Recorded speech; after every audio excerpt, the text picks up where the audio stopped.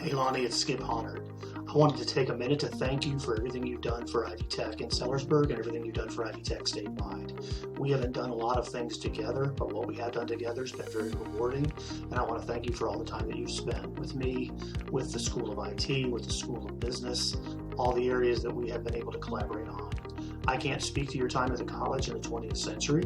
I've only been here a little bit over 6 years, but I can speak to something totally unrelated. I can speak to the office. For those that don't know, the office that I currently sit in Ogle Hall used to be Lonnie's office in Ogle Hall. So I can thank you, Lonnie, for the office, for the desk, for the table, for the credenza, for the ruler, for the bookcases, for the marks on the wall that are hidden by the bookcases. All those things I can thank you for, as well as your service to the college. Thanks so much. Have a great retirement. Hi, John Harris here. I'm taking this opportunity to say a few words about Lonnie Lewellen, and let me begin by just using two words here, candy dish.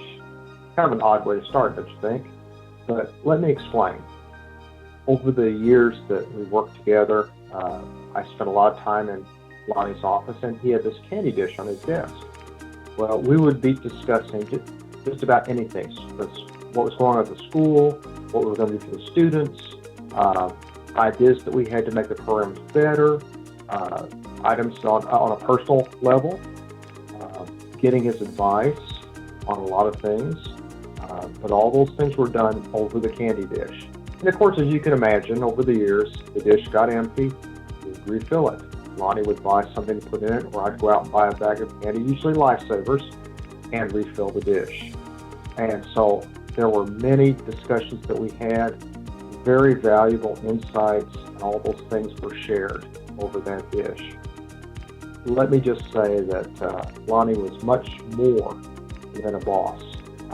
He was a friend, he was a mentor, he was concerned deeply about his people, those of us that worked for and with him, and he was concerned deeply about students and about the success of Ivy Tech. But his example was what really inspired me, because his concern was genuine. That's the kind of person that he is. And it was a tremendous pleasure to work for him and spend time with him and work on projects with him, whatever. He was dedicated, and he always put himself in 150% into everything that he did. And it showed. It showed. His time at Ivy Tech, I think, was a great success for the students, for the school, and it was definitely one of the best parts of my career here at the college.